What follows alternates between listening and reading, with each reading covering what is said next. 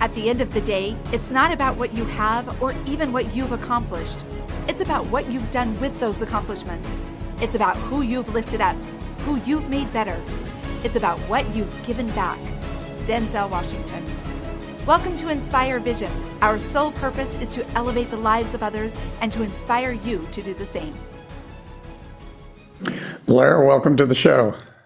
Doug, thank you so much. I really appreciate the opportunity to be with you.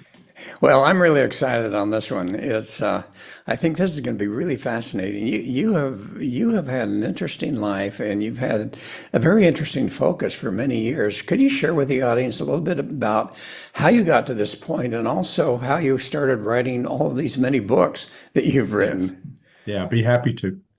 I've been doing yoga now for, since 1973, when I first moved to San Francisco from the other side of the country, North Carolina.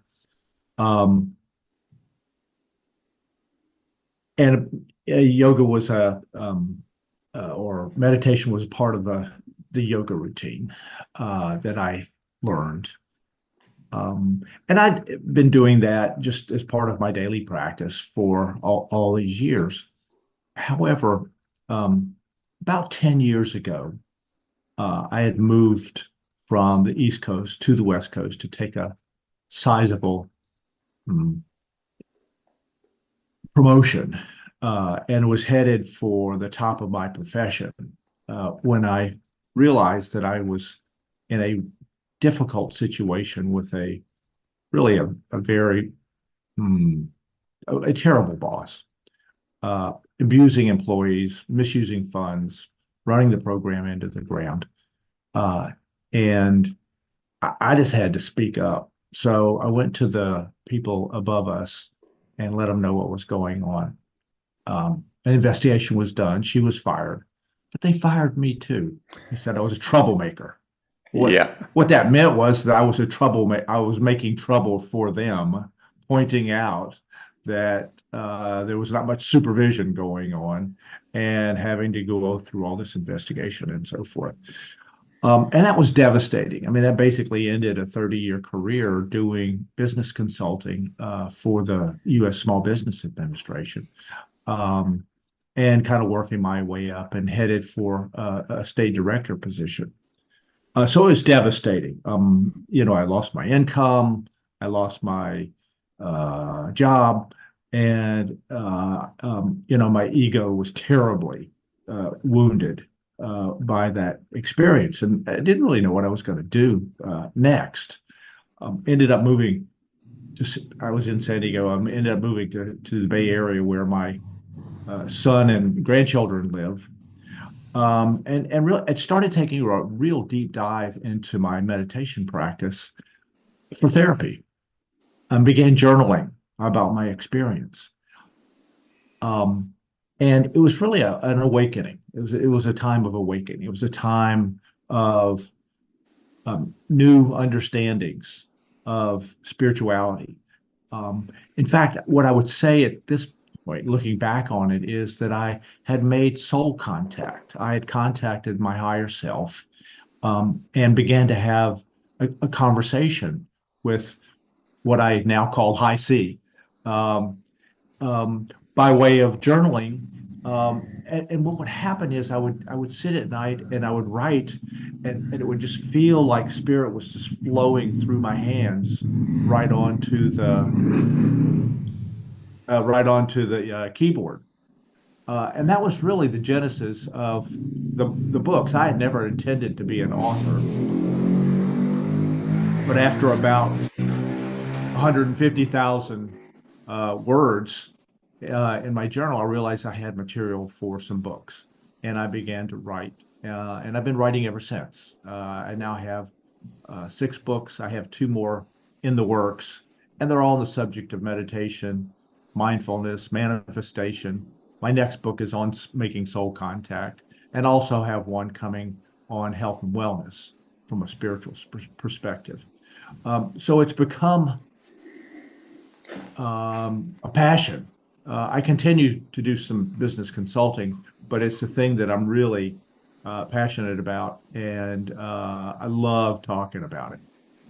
Well, and I think meditation is just amazing. I got involved in it a few years ago.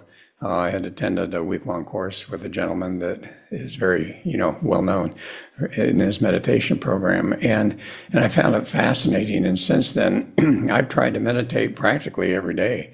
Yes. Sometimes almost a day, but I try that. But what I've found is really interesting as I talk to different people who meditate and talk about meditation. There's such a variety of approach, That's right. and and I know that you have a very specific one, which you call a higher conscious meditation. Yes.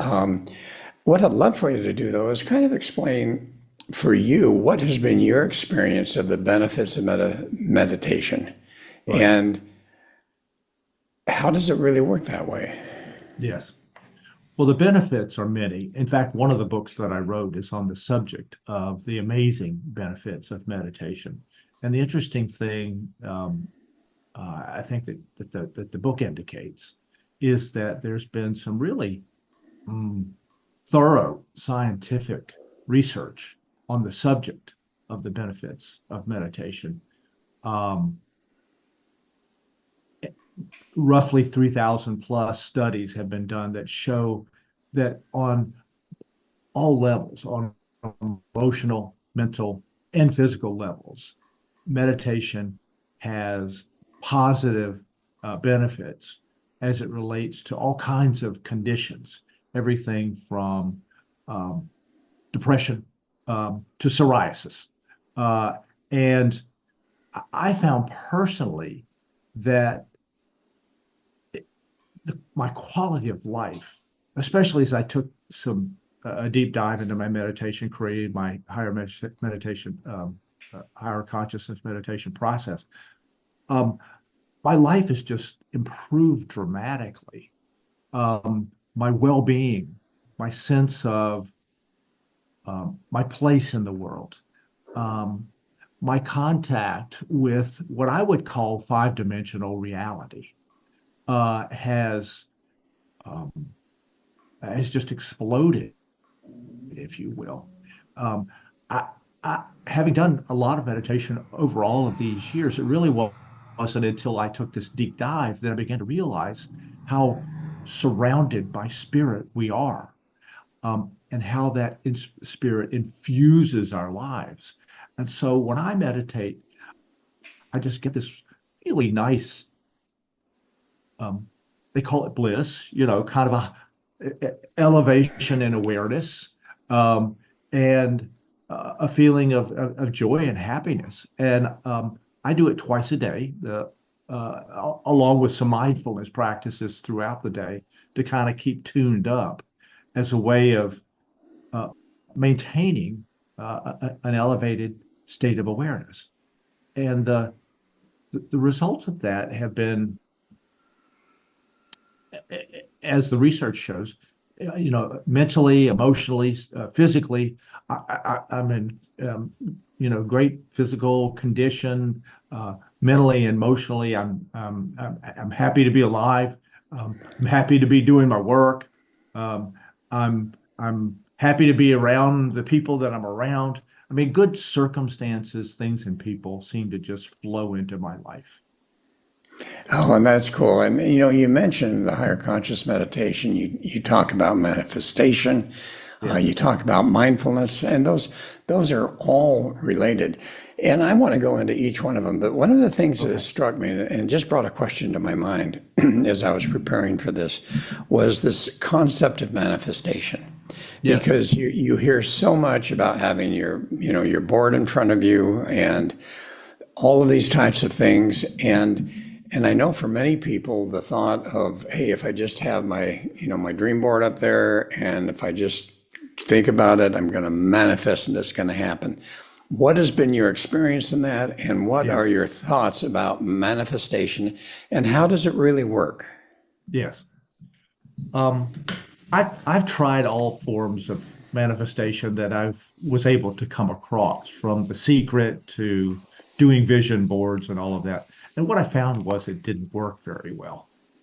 Um, I think it works for some people. Just for me, it didn't seem to work very well. And I concluded that the reason that that's the case is that a lot of the practices, manifestation practices, are ego-based, that they're about what does the ego need and want.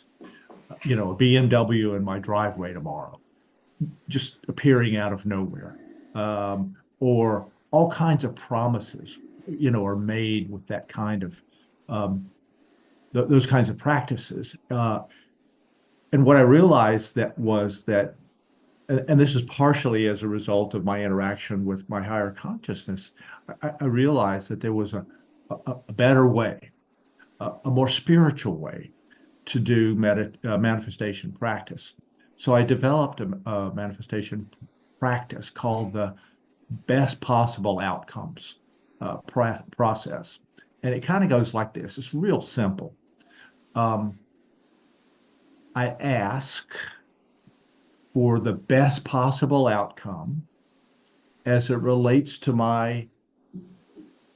oh my podcast with Doug this morning, um, and then pause for a moment, get a sense that spirit has engaged or my higher consciousness has engaged, and then I offer thanks to High C for its involvement in my life. Now, that sounds real simple, but it's got some, I think, very powerful principles built into it. First, there's an ask, but the ask is very general. It's not specifically for a BMW to appear in my driveway tomorrow, but if I have a need for transportation, I ask for the best possible outcome as it relates to my transportation, with the thought that Spirit knows what I need and want for my highest evolution, for my greatest growth and evolution, and will provide, or I will attract by virtue of the vibratory rate that I achieve in a meditative state. I will attract that which I need for my greatest growth. And that I trust then Spirit to know what it is that I need and want, and for that to begin to appear in my life. It may not appear right away. I just continue to trust that that's the case, because I know that I've turned it over to that consciousness, to that awareness, to that spirit, to that my soul, for that manifestation to occur. And then I offer thanks for that. In other words, gratitude. And it lifts me up, and it also then relieves my ego mind from having to produce something, but instead to allow, not produce. Well, and you talk about ego, and I can't help but smiling because I've had a lot of chats about this, read some interesting books about how ego, as you mentioned, when we're talking about the secret or talking about some of those other things, it's so ego based that this is what I'm looking because I'm going to feel better or whatever it happens to be. And this concept of eliminating the ego, and Buddha refers to it as the non-self. And I find that fascinating that even way back then he recognized what ego could do, and so he's saying to the people, learn to develop a non-self where that ego does not affect you, and that's really what you're talking about. Now I'm curious because you talk about the high C, higher consciousness meditation, you talk about the spirit. Can you explain to the audience what you're really meaning by that? Yes. Well, let's use Buddha's concept of non-self. Another way to say that is that there's a self. I think all of us know that we've got a soul, that we've got higher consciousness. But how often did you, as a youth or a person coming up, hear from a teacher, from parents, from anybody about the fact that you had a higher self And I think that's what he means by self, which is the opposite of non-self. Right, right. We're in the same ballpark when we talk about that. Um, that we all have that part of us that uh, is, in my case, it feels like a friend, a companion, a um, a part of myself that again informs, that surrounds, that is that um, loving part of me that loves me and from which I can love outward. So um, my experience of that is one, again, of companionship. It's one of conversation. I have ongoing conversations, and again, I like to use um, I like to use journaling as a way of having that contact. But if you read my books, what you'll find is an ongoing conversation with that part of me that I would call soul or higher self. And that's what I'll be writing about in um, great detail in my next book on that subject. Um, so it, what I've done is to offer tools that allow one to make contact with that higher self and to become acquainted with that higher self and to develop a relationship with that higher self. So I'm offering tools that I was never offered early in my life, but which have become very important later in my life. Well, and as you talk about your higher self, and so many people that are really into meditation talk about the quantum field. Um, and many of those, I think, are pretty well avoiding any type of quote religious element to that. As you talk about spirit, as you talk about higher self, my impression is there is an element of something there that is available to be able to tap into that can really create some real opportunities and affirmations and all those types of things. So I know one thing, for instance, you write about the Christ consciousness. I don't Yes. know if you write about the Buddha consciousness or any of those others, but what do you mean by that? And Yes. because I think what I find is a lot of people, as I've started meditation, I get a few different reactions depending on who I'm talking to. Many say, oh, that's so cool. And others Right. I find are a little bit nervous, particularly if they tend to have a fairly strong background in some type of religion. They feel like, oh, you know what? No, I Right. pray. I pray. I Yes. don't need to meditate. Right. And can you talk about that a little bit? Well, first of all, meditation is a form of prayer. Yeah, I Um, know. but my notion of prayer is one of listening rather than speaking. It's one of receiving rather than one of offering up to a God um, my request for something that I think that quote God can provide. I don't think God is a Santa Claus. I think God as infinite intelligence. I think of God as the all. I think of this universe as a outpicturing of the all. Uh, but I don't think of, God as again as a Santa Claus that I can then go to and ask for certain blessings that maybe not available to anybody else if I just pray right. Um, so what I offer is not religious. It's an enhancement to any religion that somebody may have, but it's not a religion. It's not intended to be a belief system. It's not intended to be something that one follows to the exclusion of something else. It's really the opportunity to have an experience of Christ consciousness or inspiration or illumination by virtue of doing meditation. So I think of Christ really, to me, and I grew up in the Christian church, and so there was this Jesus Christ person who is the one and only Son of God, was what I was taught. Well, I've come to realize that Christ is really a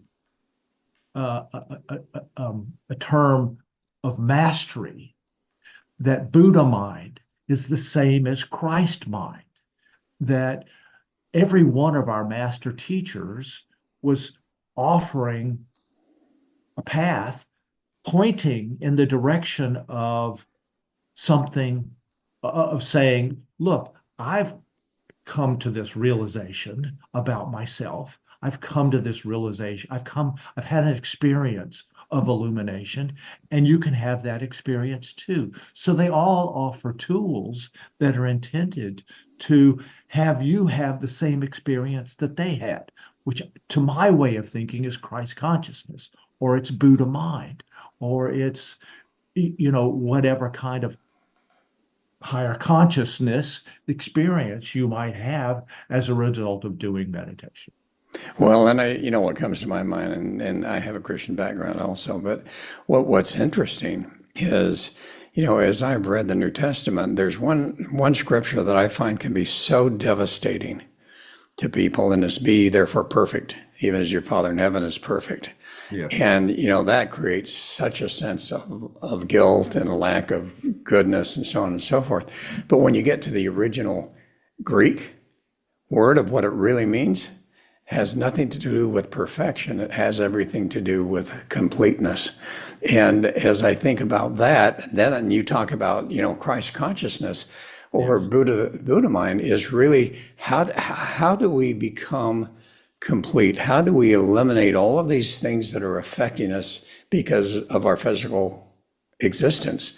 And how do we get to the point where we get rid of the ego and all of those imprints that have been in our lives, we're able to just move them aside, accept what they are, but just move them aside so that they don't affect us. And we start to become complete, because as we do that, all of a sudden you see the kindness, you see the empathy, you see the love, you see all of those things suddenly emanating from an individual who has been able to achieve that. And so in my mind, it's not a matter of doing in order to achieve that, but it's a matter of becoming. And of course, I think that meditation is really one way in which that can happen. What is the higher conscious meditation? Because you talk about a very specific type of thing that you've developed. What is that higher conscious meditation? Yes. Well, higher conscious meditation is not about doing. It's about being. Yes. It's about relaxing into your self, or non-self, and it's a process. It's a tool. Let me kind of take you through it. It's simple. It begins with peace, be still, something that you may remember from your youth. I like to say peace, be stillness, be the essence of still, as a beginning to this meditation practice. And it then offers three different open-ended statements, which you allow these open-ended statements to complete themselves and to begin to have an experience of the all, begin to have an experience of your higher consciousness, begin to have an experience that you are an eternal being occupying a complicated biomechanical vehicle, that you're driving around during your time on planet Earth, with the opportunity maybe this time to wake up. So the process is, again, simple. The open-ended statements are the all, or God, is. And then pausing and letting that statement finish itself.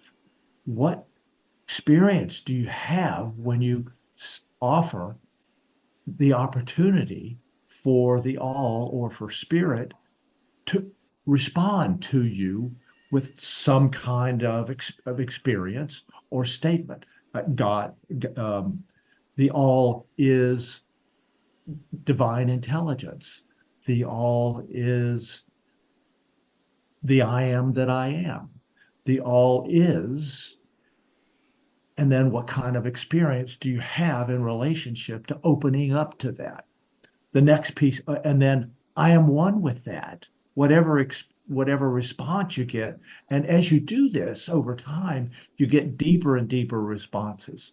Eventually, you get to the point where you just get a sense of um, the all is omnipresent, and I am one with that.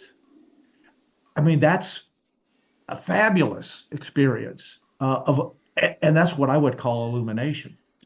The next open-ended statement is um, uh, higher consciousness is. So here you're opening up to your self, to your soul, to your higher consciousness. Higher consciousness is, and then what kind of experience do you have when you open to that?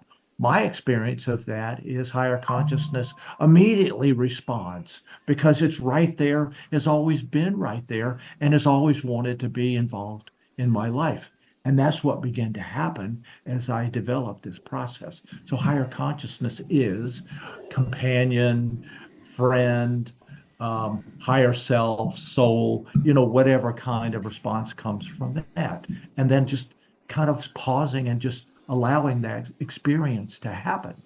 And I am one with that. And then the third open-ended statement is I am. Often what I've gotten back from that is I am an eternal being. I am that I am.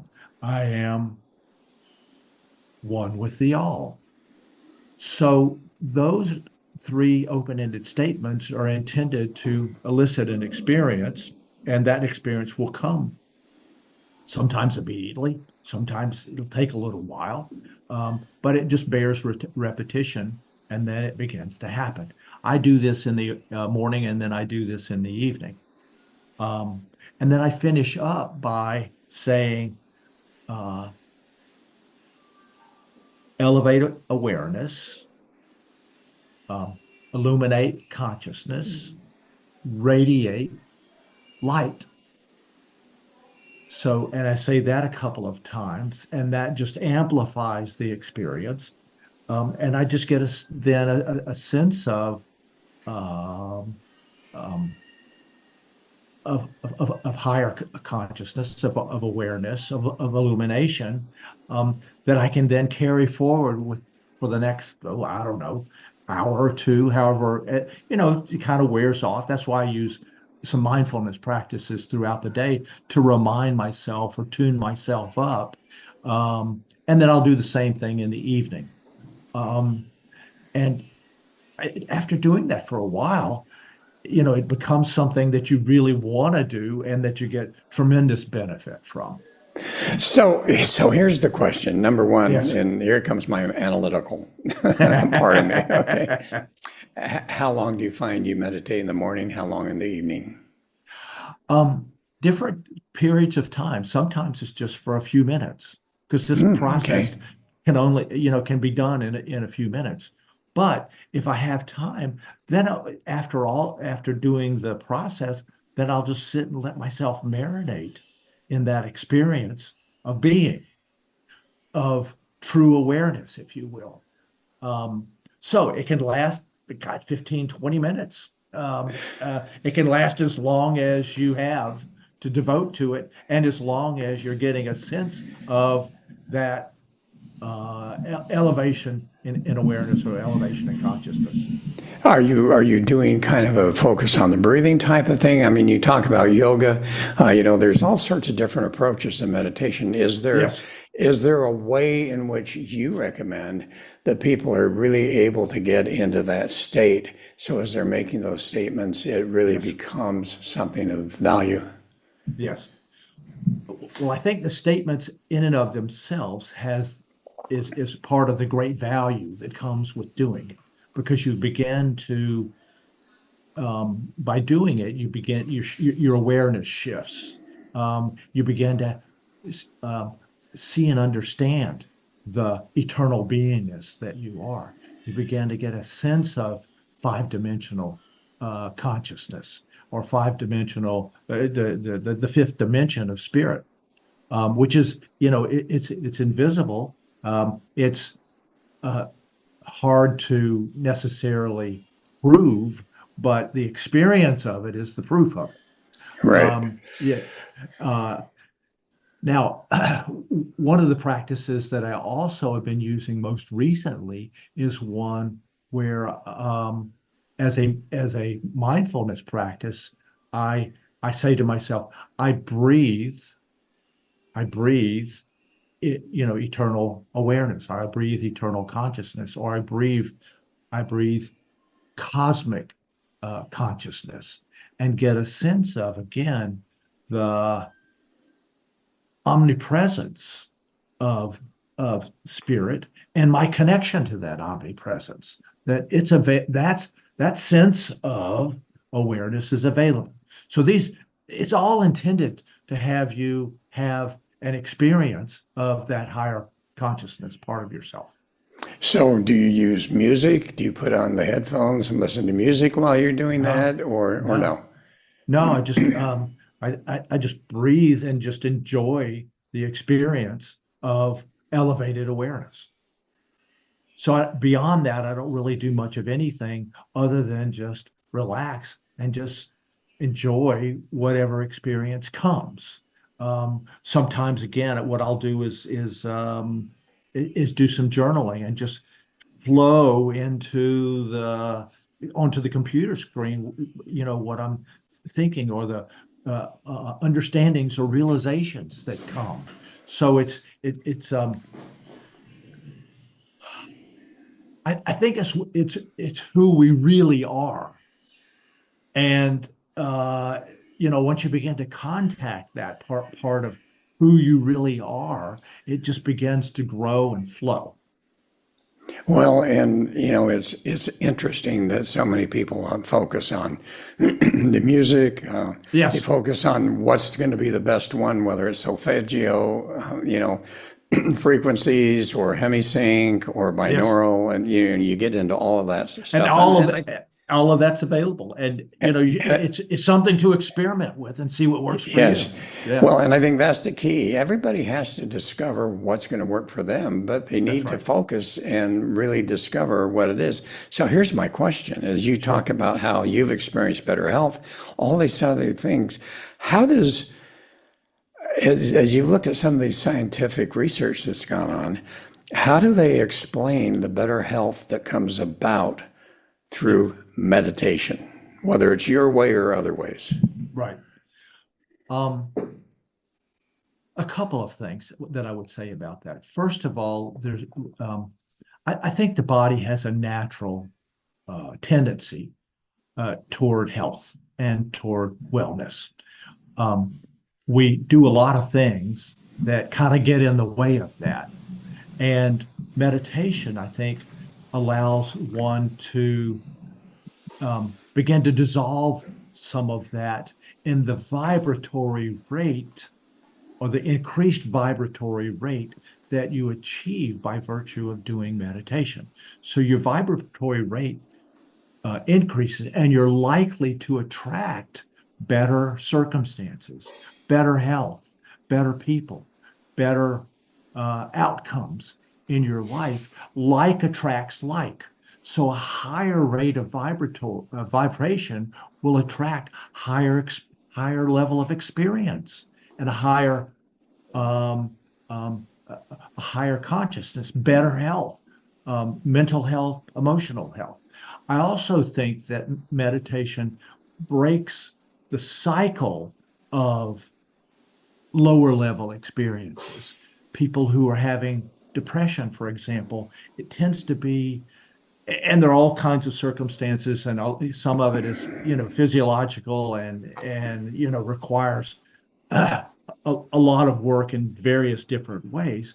But fundamentally, it's a loop, and you get a loop going in a dark place, or you get a loop going of lower level vibratory rate, thinking, doing, being.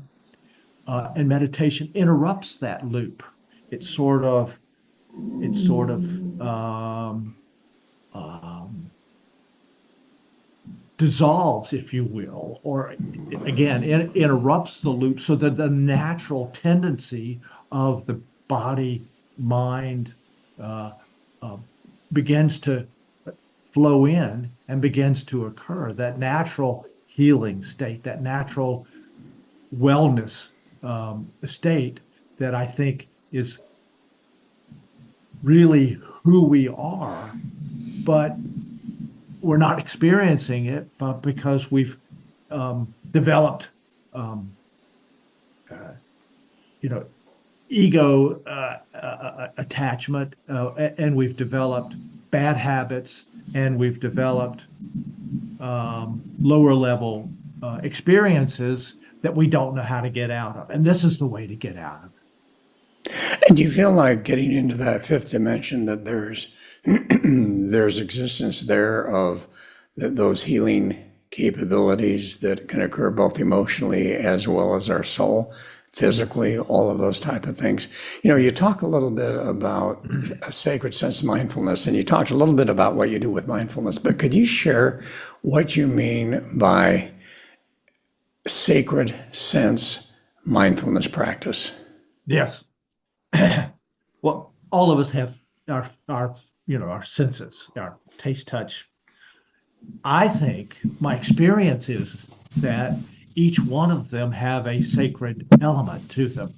So, for example, sacred seeing would be to be in a state of awareness where, as you look out into the world, what you see is the beauty of the world. And my the story about that is going to the grocery store and slipping into a state of higher consciousness and seeing the higher consciousness of the people around me. And the grocery store just kind of lights up with that experience. It's uh, the same thing with food and tasting. My wife and I got some training in vegan cooking when we went to a cooking class at the ashram. And they have you sit and eat in silence. And the idea is to taste and smell and enjoy the food that we have a tendency to just bolt down when we're eating. But if you use the sacred sense of tasting, you have an experience of the food or the fruit that you have an amazing experience of that just by virtue of shifting your awareness to one of um, again, I can only describe it as higher consciousness or higher vibration, and that sacred sense of tasting then begins to occur, or touching, or hearing. So each one of our senses have a sacred nature to them if what we're able to do is get quiet enough to experience and enjoy those things. Well, and I think once you've experienced it, and then you really kind of want to repeat it. I smell as you talk about the food. Yes. Here, I've found that I love to put together a strawberry flavored type of protein shake, and I put in oranges and all those type of things, Yeah. and I will sit and literally, and I throw in a lot of ice, so it's all mixed together. And I just sit and let that just drain down my throat. Yes. And it just feels so good. And, Right. as you were talking about that, it's like, wow, that's what I've been experiencing. Because Exactly. once I experience Exactly. it every day, I want to just sit and experience that Right. and just stop and just experience that strawberry flavor, Yes. cold strawberry flavor going down my throat. And that by itself becomes a meditation. So we're talking about having, experimenting with your senses and having that be a meditative experience and one of heightened awareness and heightened enjoyment. I mean, that's part of it is just the enjoyment of of the strawberry shake, or the enjoyment of being with somebody and seeing the light in their eyes and seeing the bigness of them and the soul of them from that place where you are residing. Yes. So as we get near the close, I'm curious, is there a message that you would like to share with the audience that just kind of puts together everything that you have been feeling and wanted to share? Is there something that you could share with the audience that would be meaningful to them? I think fundamentally, for many people, and of course, meditation is not going to work for everybody, but to me, meditation is the most direct path to higher consciousness. And so find some way to meditate, find some way to, as a practice that will work for you, to raise your consciousness, to be in touch with your higher self. Well, and that's lovely. And quite frankly, I think as people do that, they're going to, as you say, experience some major changes, a sense of peace, a sense of joy, Yes. better health, all of those type of things. So, as what we've been talking about today, what are the books that you've written that would be best read by the people, Right. talking about everything we've been talking about here? Yes. Um, so I've self-published all my books on Amazon, and the titles are so simple. It's the meditation book, the mindfulness book, the manifestation book. In fact, I'd like to offer your listeners a free copy of my mindfulness book, and all you have to do is go to my website to get that. It's highcmeditation.com, HI capital C meditation.com, and people can get a copy of that mindfulness book. I've done a poetry book. I've got some journals and some workbooks. So it's kind of a whole suite of, of books that people can take advantage of. And I see myself as a tool maker. So I'm offering tools, and these are tools for aliveness and tools for awareness. Well, and I hope people will literally go to your site. I went to your site and to see all of those books. And what I love is you've written a book about mindfulness. You've written a book about, each of these individual things, the high conscious meditation, the manifestation, and to be able to read that and to be inspired by that. I think for many people, they keep searching and they haven't quite figured out where to find that and to understand that. And Yes. here's a way that it just might really connect with them. It's a potential path for people to follow. Yeah. Yes, yes. Oh, that's great. Well, Blair, thanks so much for being on the show. This has been an interesting discussion. I've enjoyed it immensely. Yeah, I have too. Hey, folks, thanks for listening. I hope you go to the website. Again, that's HIC, capital C, meditation.com, right? Exactly. Okay, and I think you'll enjoy that. So again, once again, thanks for being on the show. Folks, thanks for listening. Hope you'll join us again soon. Namaste. Namaste.